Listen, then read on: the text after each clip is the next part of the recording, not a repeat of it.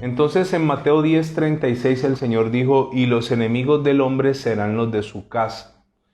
Muchas veces tenemos enemigos no en la calle, sino en la misma casa. Y encontramos algo muy común, lastimosamente, y es la envidia y los celos entre los hermanos. Encontramos hermanos que sienten envidia de sus hermanos, que sienten celos porque alguno de ellos prospera, porque tiene un buen hogar, porque avanza, porque le fue bien, porque tuvo algunas ayudas, digámoslo, especiales. Entonces quiero decirle que los enemigos a veces no están afuera, sino que a veces están en la misma casa. Pero recuerde que a los enemigos se les trata de la misma manera. A los enemigos se les debe perdonar, se debe orar por ellos, a los enemigos se les debe ayudar en el caso necesario que sea conveniente hacerlo. Y también el Señor Jesús nos enseñó acerca de amar a nuestros enemigos, amarlos. Cuánto más si son de nuestra familia. Y le quiero contar algo acerca de los enemigos. Me gustaría que usted apuntara por favor estos pasajes que son muy interesantes. Y es que lo primero que quiero decirte es que Dios peleará por ti contra tus enemigos cuando tú haces las cosas bien. Cuando tú haces las cosas bien, Dios peleará por ti. Tú no necesitas pelear, tú no necesitas llamar a los amigos de los que ya sabes, tú no necesitas armarte, tú no necesitas hacer eso. Cuando Dios está contigo y cuando estás haciendo las cosas bien, Dios peleará por ti contra tus enemigos. Dice Deuteronomio capítulo 20, versículo 4. Deuteronomio 24. Porque Jehová vuestro Dios va con vosotros para pelear con vosotros contra vuestros enemigos para salvarlos. Se lo voy a volver a repetir. Porque Jehová vuestro Dios va con vosotros para pelear con vosotros contra vuestros enemigos para salvarlos. ¿Quién peleará por ti? Dios. Tú no tienes necesidad de armarte, tú no tienes necesidad de buscar gente que te respalde, tú no tienes necesidad de ir a la violencia, porque Dios peleará contigo, no contra ti, contigo, te favorecerá, luchará contigo. ¿Sabe? Yo no sé cuántas veces nosotros hemos visto esto de cómo Dios pelea a favor de nosotros cuando nosotros callamos, cuando no nos defendemos, cuando no maldecimos, cuando oramos por nuestros enemigos y cuando les hacemos bien. No sé cuántas veces he visto este cuadro, Dios peleando y Dios venciendo a nuestros enemigos. Y yo se lo quiero decir porque esta enseñanza no solo es una enseñanza que hemos sacado de la Biblia, sino es una enseñanza de años aprendida. ¿Por qué? Porque en años anteriores hacíamos todo lo contrario. Nos defendíamos, pagábamos con la misma moneda, atacábamos, maldecíamos y finalmente Dios no obraba de ninguna manera.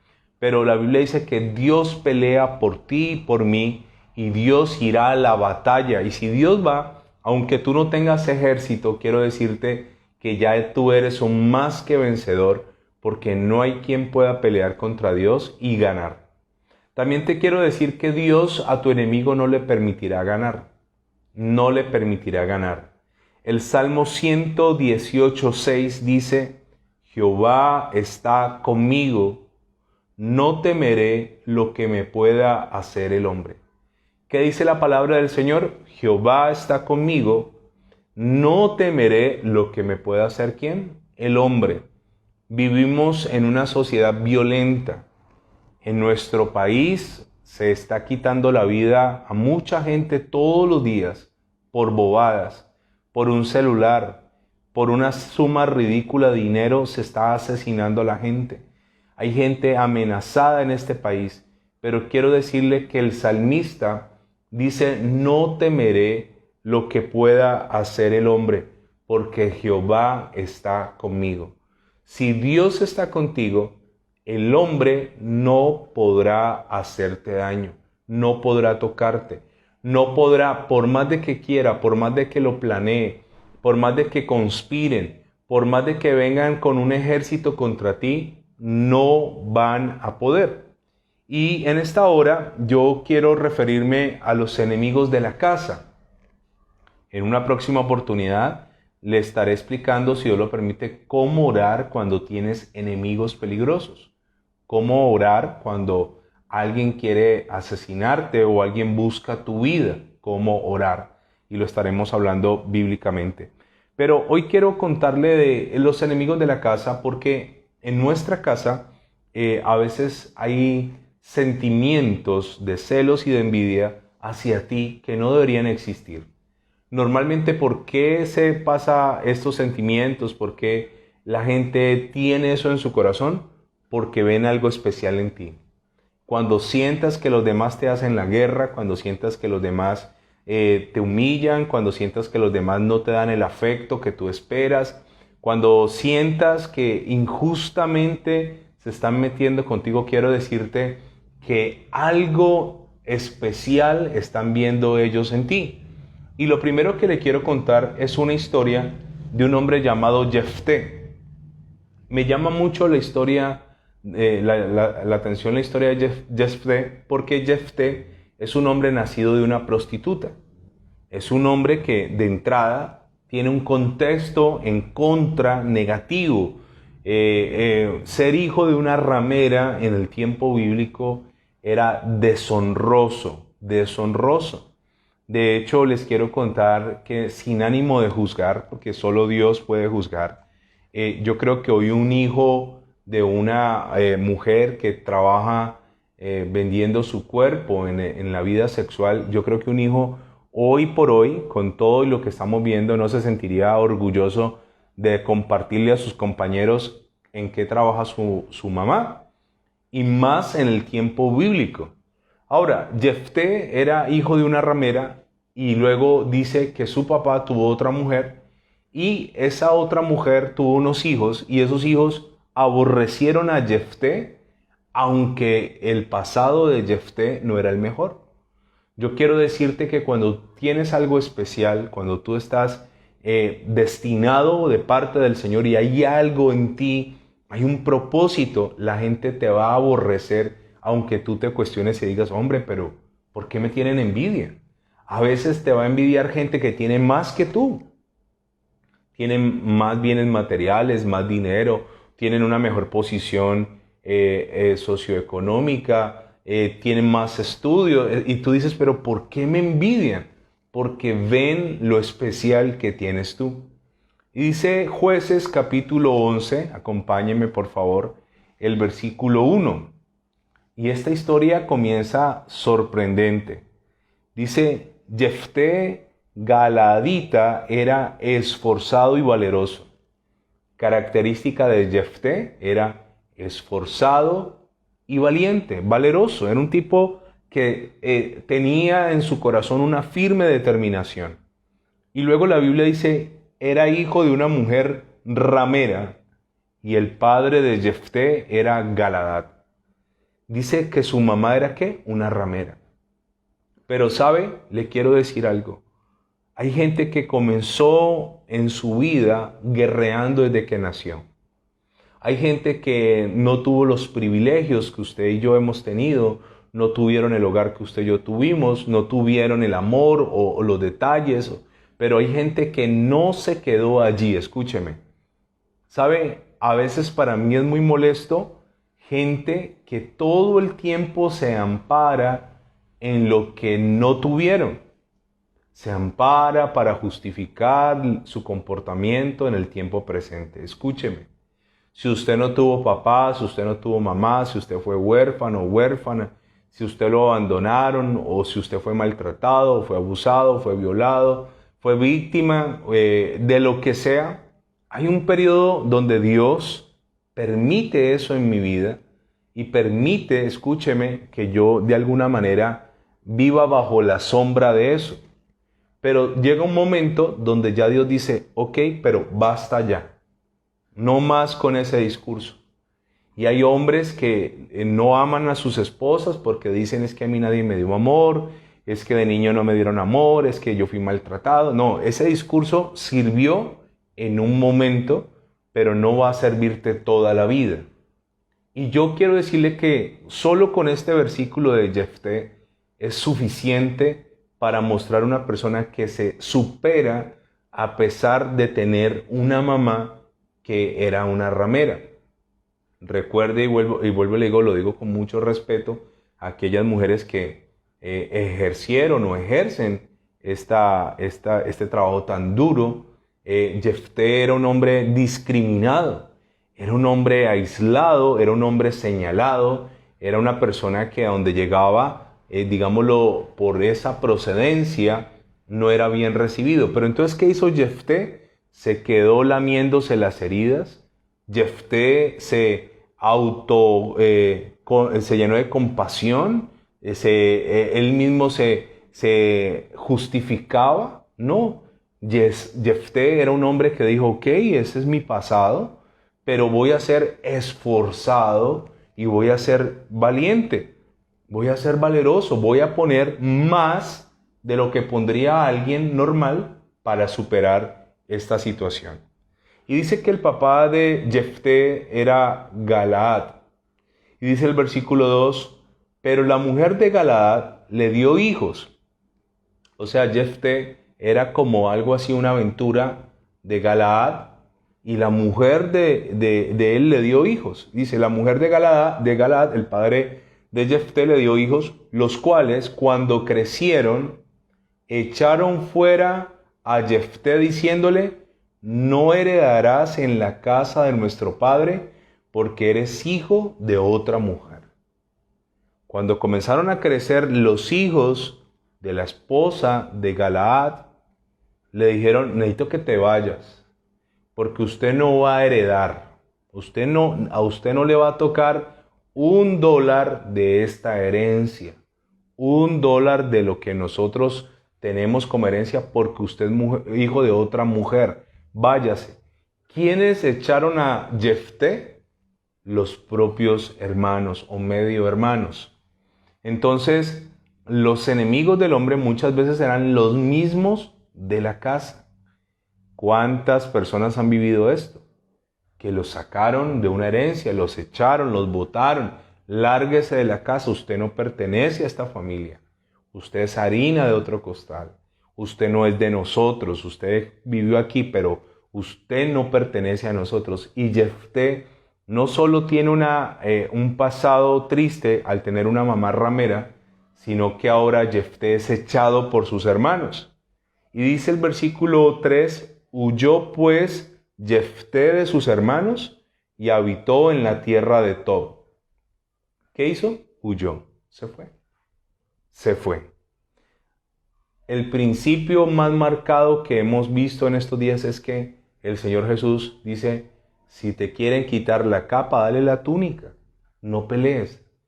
A Jefté les lo estaban sacando, váyase, no lo queremos más aquí. Y él no se quedó a pelear esa herencia. Si usted en algún momento tiene la oportunidad de leer sobre Jefté, él se va y luego cuando el pueblo necesita ir a la guerra, lo mandan a buscar porque no había otro hombre más valeroso y esforzado que él. Finalmente Dios vuelve y honra, porque el Señor pelea por ti cuando tú no peleas. Cuando tú dices, ok, me están echando, me van a dejar por fuera de la herencia, perfecto, yo no me voy a poner a hacer nada, yo no me voy a poner a amenazar, yo no me voy a poner a insultar, sencillamente cierro mi boca y activo la justicia del Señor. Pero otro caso que quiero alcanzar a tocar de el celo y los enemigos en la casa está en Génesis y es José. José tuvo un enemigo en la casa muy marcado que fueron sus hermanos. Génesis capítulo 37. Dice la palabra en el versículo 3. Y amaba a Israel, ¿quién era Israel? Jacob, a José más que a todos sus hijos, porque lo había tenido en su vejez y le hizo una túnica de diversos colores. ¿Por qué razón Jacob amaba más a José? Porque lo había tenido en su vejez. Jacob, recuerde que tenía dos mujeres, Lea y Raquel. Y recuerde que él no podía tener hijos con Raquel, sino con Lea. Lea, la despreciada, le daba hijos, pero Raquel no. Finalmente, después de mucho tiempo de que había pasado, por fin Raquel le da un hijo y se llama José. Y dice que lo tuvo en su vejez y el papá le hizo una túnica de diversos colores, una túnica que lo diferenciaba de sus otros hijos. Y dice el versículo 4, y viendo sus hermanos que su padre lo amaba más que a todos sus hermanos, lo aborrecían, subraya esa palabra, y no podían hablarle pacíficamente. Voy a ir despacio. ¿Qué sentían los hermanos por su hermano José? Lo aborrecían. Aborrecer, detestar. Dice que lo aborrecían tanto que no podían hablarle pacíficamente. O sea, cada vez que le hablaban a José era los gritos, era con malas palabras, era con insultos, porque en el fondo del corazón ellos lo envidiaban a él. Escúchame. Hay gente que ha sufrido y ha dicho, mis hermanas no me aman. No importa. Ay, mis hermanos no me aman. No importa. Seguramente algo especial han visto en ti y por eso te aborrecen. Por eso te odian. Por eso te envidian. Porque la Biblia dice que los enemigos del hombre serán los de su propia casa. ¿Y sabe, este muchacho les había hecho algo malo? No. Este muchacho sencillamente tenía una gracia especial. Y te quiero contar, hablando de los hermanos en Cristo, que muchos de ellos son una bendición de Dios. Muchos, cuando ven que tú tienes una túnica especial, te aborrecerán. Cuando tú eres un cristiano especial, cuando ven que prosperas, cuando ven que avanzas, cuando ven que compras, cuando ven que te va bien, que tienes un hermoso hogar, cuando ven cosas bonitas en ti, una túnica especial, un vestido especial, te van a aborrecer. Pero vuelvo a decirles, se lo he dicho día tras día, o mejor, noche tras noche, que no puedo controlar lo que los otros sienten por mí. Yo no puedo controlar eso. Yo no puedo hacer que la gente me ame. Pero lo que yo sí puedo controlar es cómo manejo que la gente me aborrezca. Eso sí, yo sí lo puedo controlar. Cuando la gente te aborrece, cuando la gente te odia injustamente, yo no puedo permitir que eso me dañe. Yo no lo puedo permitir. ¿Sabe? Yo estuve en congregaciones como oveja donde yo fui aborrecido. Fui aborrecido. Porque extrañamente en ese tiempo yo no lo notaba, pero los demás sí notaban. Yo tenía una túnica de colores que me hacía, ¿qué? Especial. Me hacía como diferente. Y muchas veces yo me sentía mal porque no calzaba, no encajaba en una comunidad cristiana. No, decía, pero por más de que me esfuerzo, no me aceptan, no me quieren, me rechazan. Recuerdo como si fuera ayer esos momentos. Recuerdo que yo anhelaba predicar. Y yo hacía mi devocional todos los días y copiaba cosas y yo le decía a Dios, Señor, ojalá el pastor un día me dé la oportunidad de dar los anuncios en el culto, ojalá me pongan a hacer algo en la iglesia. Y recuerdo que después de mucho esperar, el Señor me puso a dar una palabra en una ofrenda, era una palabra de 10 minutos, era la palabra del diezmo y la ofrenda, y yo hablé acerca de esto precisamente, de perdonar si vas a ofrendar. Entonces yo les decía, si tú llegas al altar y te acuerdas de alguien y tienes un pleito con esa persona, deja la ofrenda en el altar y ve, arréglate y luego ven y ofrenda. Y recuerdo que esa noche la gente casi no diezmó ni ofrendó y eso fue un lío para mí. Un lío para mí, ¿por qué habías enseñado eso? ¿Por qué dijiste eso? Y entonces fue una experiencia muy triste y entonces sentí esa persecución, Sentí que había gente en contra, sentí que había gente que por más de que yo trataba de esforzarme delante del Señor, no me amaba. Y entonces entendí que yo no podía dejarme amargar por gente que no me ama, hermanos en sangre o hermanos en Cristo. Seguramente el que te ataca, seguramente el que te habla con aspereza, seguramente el que te humilla, seguramente el que puede ayudarte y no lo hace, está viendo algo en ti que le preocupa. Los hermanos de José primero vieron una señal, tenía una túnica de colores. Pero la segunda señal se la da Dios a José y es esta. Versículo 5. Y soñó José un sueño y lo contó a sus hermanos, y ellos llegaron a aborrecerle más todavía.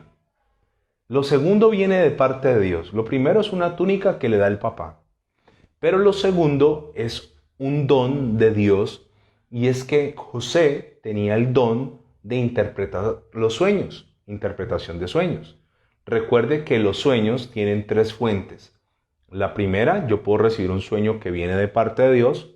Yo también puedo recibir un sueño que venga de parte de las tinieblas, o puede ser un sueño que venga desde mi propio ser, desde mi propio corazón, desde mi alma. Entonces, el que interpreta los sueños sabe cuando un sueño es de Dios, sabe cuando no es de Dios, sabe cuando es el producto de haberse comido unos frijoles a las 10 de la noche. Entonces, José tiene un sueño y se lo cuenta a sus hermanos para completar el cuadro, y eso es un don de Dios que Dios le ha dado a él, y dice que a partir de ese momento, dice el versículo 5, llegaron a aborrecerle más todavía. O sea, si antes lo aborrecían, después de que vieron que tenía un don especial, comenzaron a aborrecerlo más. Yo le estoy ahorrando a usted mucho dolor que pasé y que viví cuando yo iba a algún lugar y sentía que me aborrecían. Sentía que la gente me odiaba. No todos, algunos. Algunos que se caracterizan por ser envidiosos. Algunos que piensan equivocadamente que Dios para darme a mí le tiene que quitar a ellos. No, Dios es abundante. Dios no tiene que quitarte a ti para darme a mí. Dios tiene para todos. Pero hay gente que se enfoca en eso, en lo que Dios te está dando, en lo que Dios está haciendo contigo, en lo que Dios te va a hacer contigo. Entonces se llenan de odio y te aborrecen. Hasta aquí José no había hecho nada malo. Usar una ropa especial que su papá le había dado. Segundo, contarles un sueño. Ahora, José era inocente y para rematar les cuenta el sueño. Versículo 6. Y les dijo, oíd ahora este sueño que he soñado. He aquí atábamos manojos en medio del campo, y aquí que mi manojo se levantaba y estaba derecho, y que vuestros manojos estaban alrededor y se inclinaban al mío. ¿Qué pecado José? Tras de que lo aborrecían, ahora se pone a contar un sueño. Y él, digámoslo, inocentemente abre su corazón ante unos hermanos que lo detestan. Y entonces él les cuenta, yo vi un manojo de trigo y un grupo de manojos alrededor, y todos esos otros manojos se inclinaban ante el mío. Entonces dice el versículo 8, le respondieron sus hermanos, ¿reinarás tú sobre nosotros o señorearás tú sobre nosotros? Y vuelve y dice el 8, le aborrecieron aún más a causa de sus sueños, y ahora dice, y de sus palabras. Cuando se pensaba que no se podía odiar más a José, lo siguen odiando. Y es allí donde José, sin saberlo, está abriendo su corazón a hermanos de sangre, pero que lo aborrecen.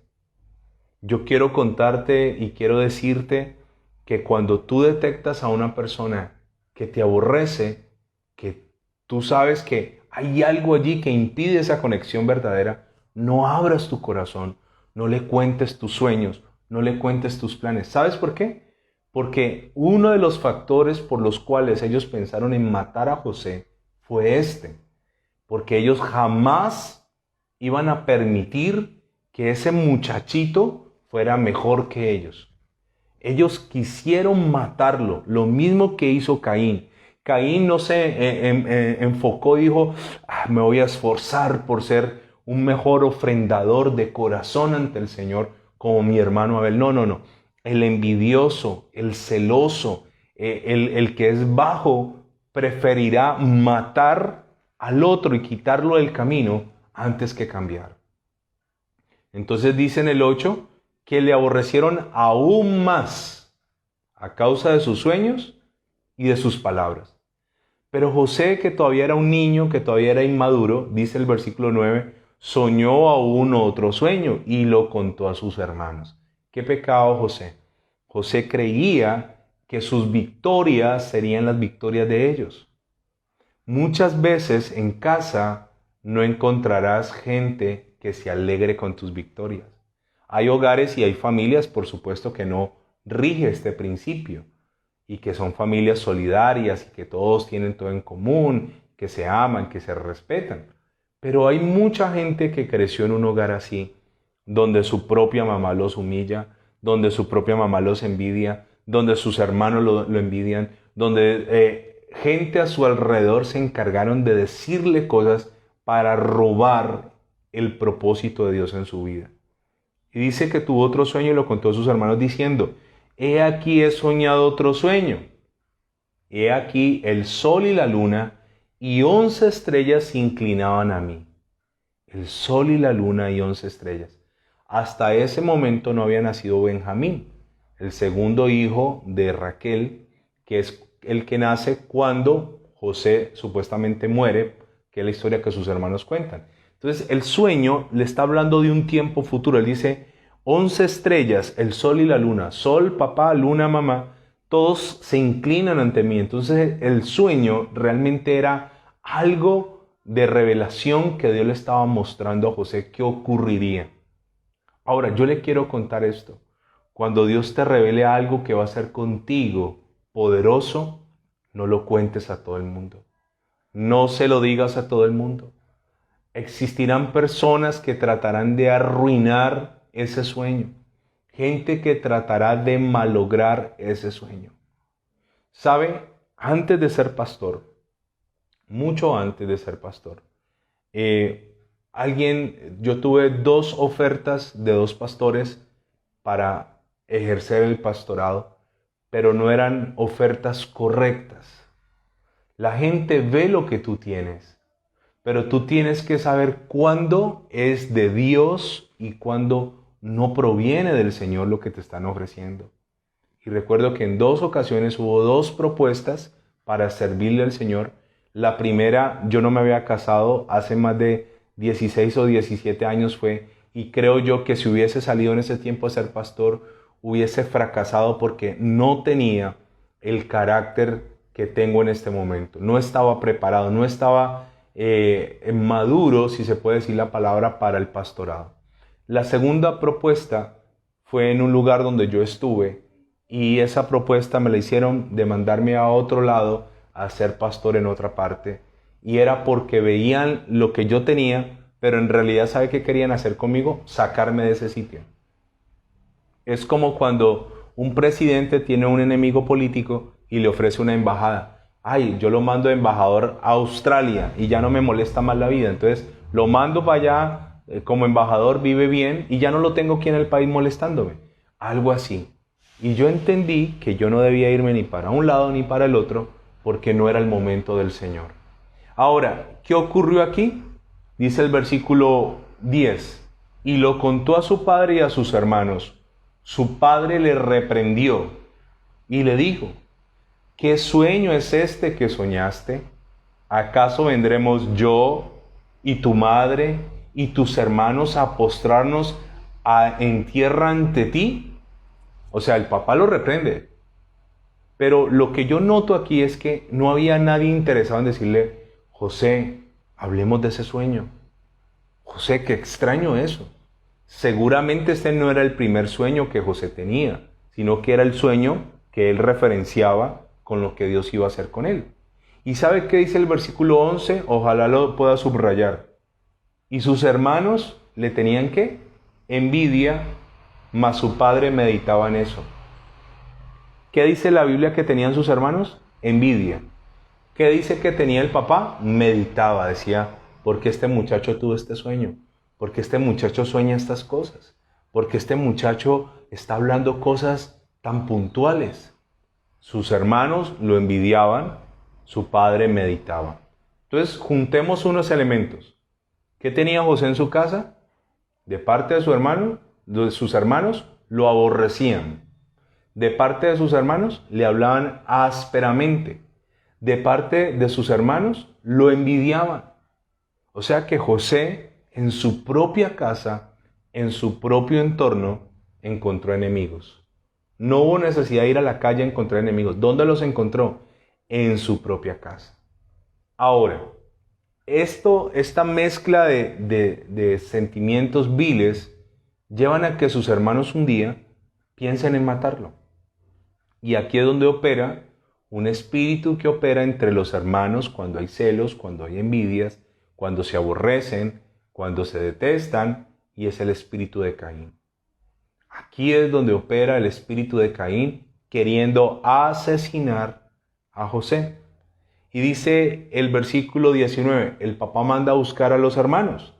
Vaya, busque a sus hermanos y me cuenta qué están haciendo. Y él se va. Y cuando lo ven venir, dice el versículo 18, cuando ellos lo vieron de lejos, antes que llegara cerca de ellos, conspiraron contra él para matarle. Permítame detenerme un momento allí. ¿Qué es conspirar? Es una reunión de gente mala para causar un mal, un daño. Lo vieron venir de lejos, no sé a qué distancia, no sé si ellos estaban en una parte elevada, no sé si estaban en un valle, lo vieron de lejos y comenzaron a decir, matémoslo. Sí, matémoslo, yo quiero matarlo. En realidad, ¿qué había hecho ese muchacho? Nada.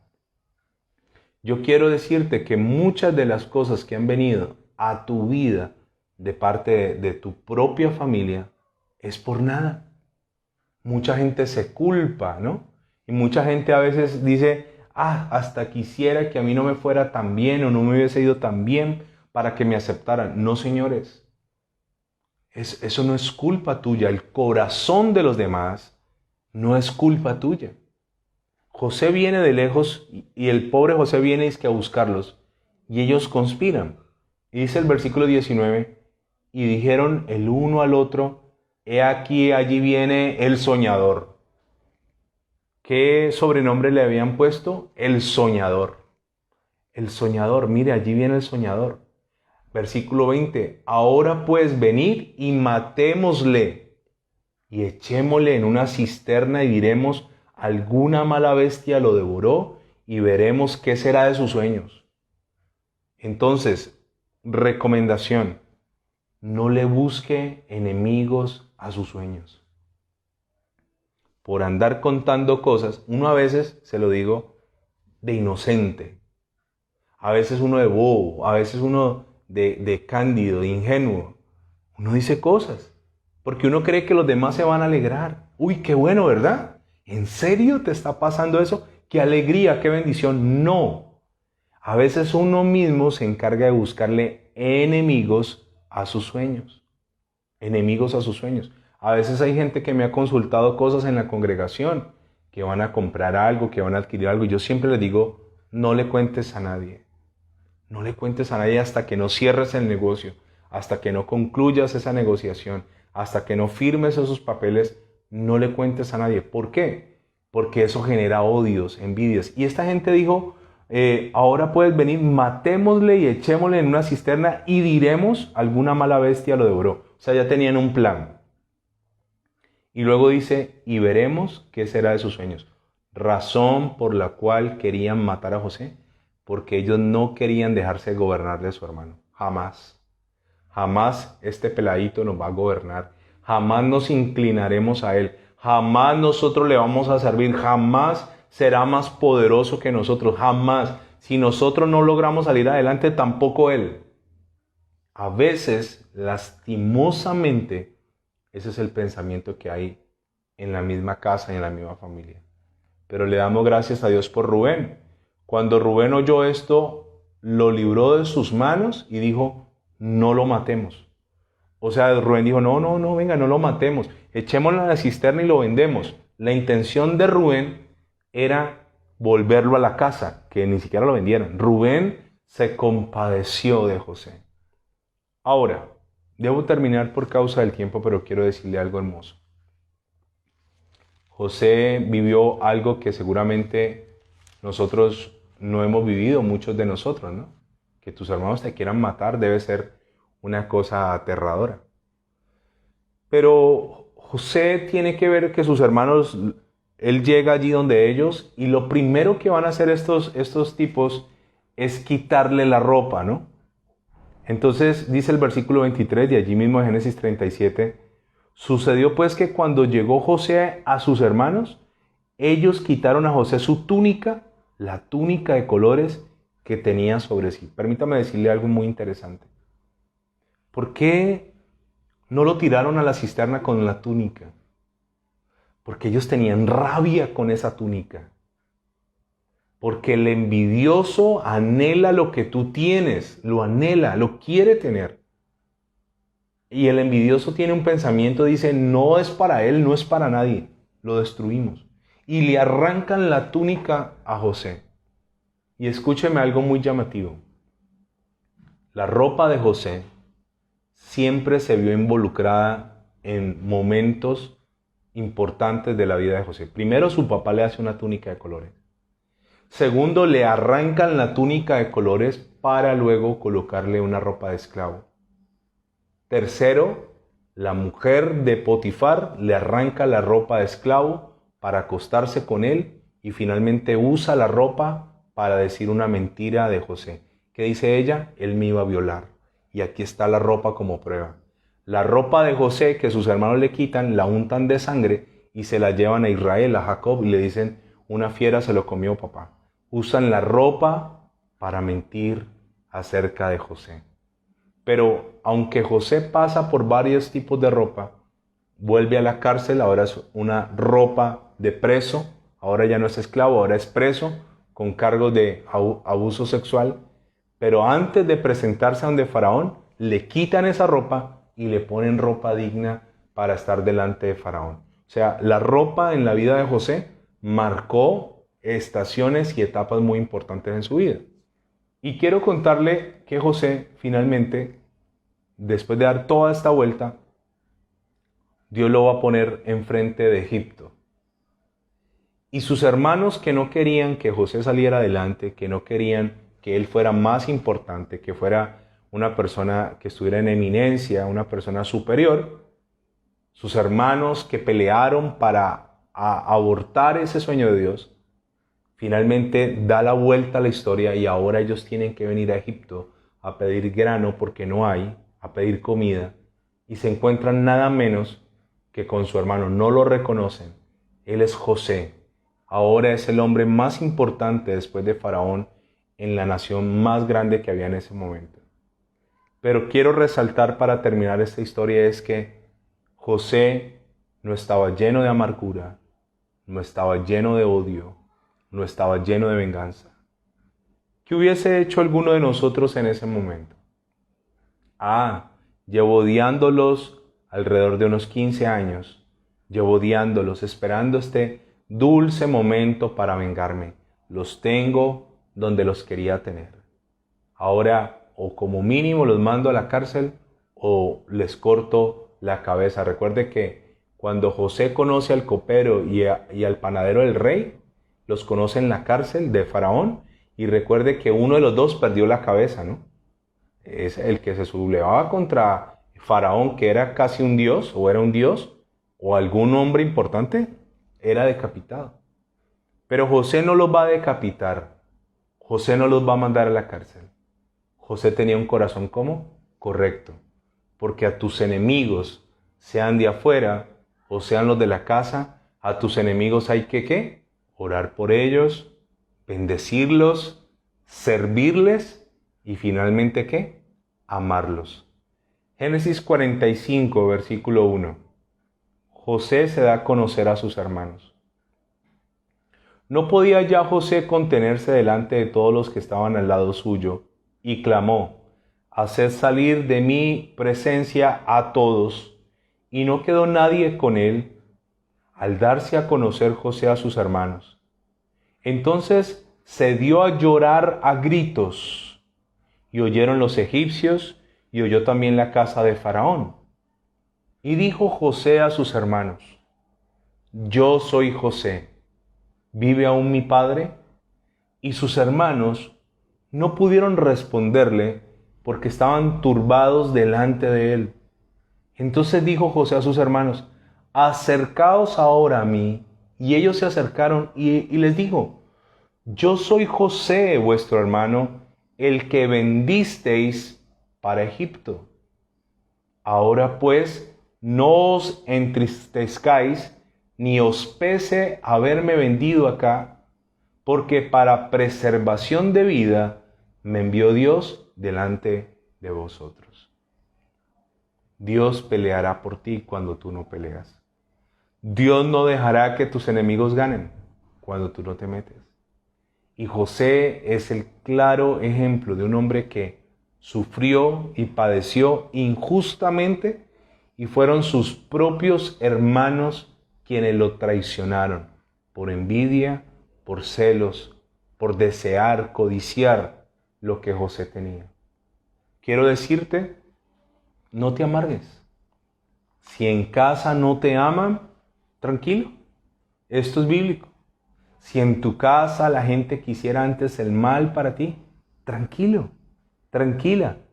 Esto ha pasado en la Biblia, le pasó a muchos hombres de Dios, le pasó, como lo vimos anoche, al mismo Señor Jesús. Pues hermano, tendrá que ocurrirnos a muchos de nosotros. Pero finalmente, ¿qué espera Dios de ti y de mí? Tener el corazón de José. José se revela ante ellos y llora y grita y saca todo eso que tenía por dentro y les dice: acérquense, quiero abrazarlos, quiero estar con ustedes. Yo soy José. Y él les dice: no se pongan tristes por haberme vendido, porque para preservación Dios me envió. O sea, José entendió que los enemigos son necesarios. Quiero dejarte con esa gran conclusión. Los enemigos son ¿qué? Necesarios. Son necesarios. No me preguntes cuán necesarios son, porque seguramente ya tú tienes la respuesta. Si no hubiese sido por estos enemigos de su propia casa, jamás José nunca hubiese llegado a Egipto. Nunca su papá hubiera dicho: mandémoslo a Egipto. Nunca. Pero había una serie de escenarios preparados para José, y las personas que lo empujaron allá fueron sus hermanos. Y yo quiero decirte, cuando un enemigo venga a hacerte daño, lo que él no sabe es que en realidad te está haciendo un bien. En realidad, aunque te dolió y aunque te duela, más adelante, si el Señor lo permite, te darás cuenta que fue para bien, que era necesario. Por eso, ¿qué debo hacer yo con mis enemigos? Los bendigo. Yo no sé usted, pero yo bendigo mis enemigos. Le doy gracias a Dios por mis enemigos. Gracias al cielo por ellos. ¿Y qué tal si en esta hora terminamos orando? Padre Celestial, gracias te damos por nuestros enemigos. Gracias por aquellos que nos aborrecen injustamente. Gracias. Hoy te pido que tengas misericordia de mis enemigos. Te pido que donde quiera que se encuentren, los perdones. Y te quiero pedir que me des un corazón como el de José. José no se dejó amargar, no se llenó de odio, no se llenó de venganza. José entendió que todo eso era necesario para llegar a donde finalmente él llegó. Señor, ayúdame a entender que la gente odiará mi túnica de colores. La gente, cuando detecta a una persona que se sale del molde, se sale de lo común, a un ser humano que es diferente, lo odiarán. Entonces, en ese orden de ideas, ayúdame a no afligirme cuando mis hermanos, los de mi casa, o aún mis hermanos en la fe, me aborrezcan y me hablen ásperamente. Gracias, porque esa es una excelente señal de que algo especial hay en mí, que los otros han visto y que seguramente yo no había visto. Muchísimas gracias, Señor, te doy. En el nombre de Jesús y por medio de tu Espíritu Santo. Amén y amén.